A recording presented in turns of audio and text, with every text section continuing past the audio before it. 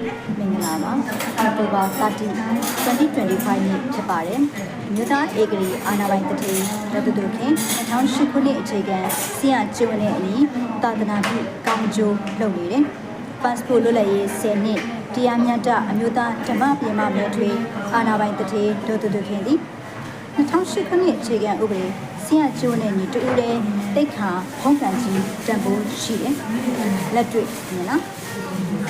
တိုကျိုခီတာကုခြားပါကဘူတာမှာ10နှစ်သမိုင်းမှန် business manager visa ဇာရုကတ်တို့တက်တန်းတိုးဖို့အုပ်စုဖွဲ့အနိုင်ကျင့်ဒုက္ခပေးနေတဲ့နိုင်ငံတော်အာဏာအလွဲသုံးမြို့သားသစ္စာသမ္မတတန်ယုံမြို့သားသစ္စာပြည်ထောင်စုတန်ယုံလူလိန်တပြသမ္မတဗိုလ်ချုပ်မှုကြီးမင်းအောင်လှိုင်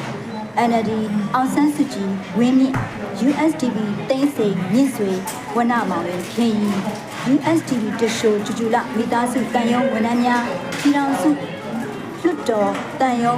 အာနာရှင်ရွေးကောက်ပွဲကော်မရှင်တန်ယုံဝန်ထမ်းများကတိုကျိုခြားပါတာဘူတာမှာ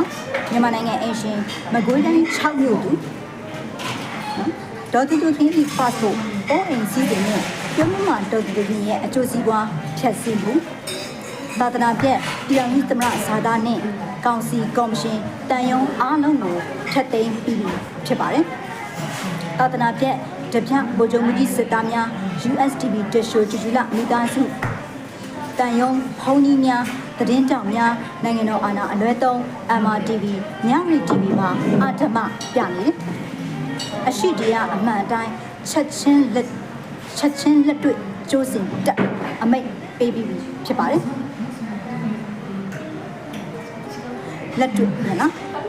နိုင်ငံဝန်ထမ်းတပ်တော်ဆောင်ဗိုလ်ချုပ်မှုကြီးမြင့်အောင်လှိုင်ဇော်မင်းထွန်းတိန်ထေကြီးရည်လေးတပ်မစစ်သားများတန်ယုံများ2008ခုနှစ်အခြေခံဥပဒေဝန်ထမ်းကျင့်ဝတ်နည်းဥပဒေ10နှစ်ကျော်ပူပေါင်းချိုးဖောက်တယ်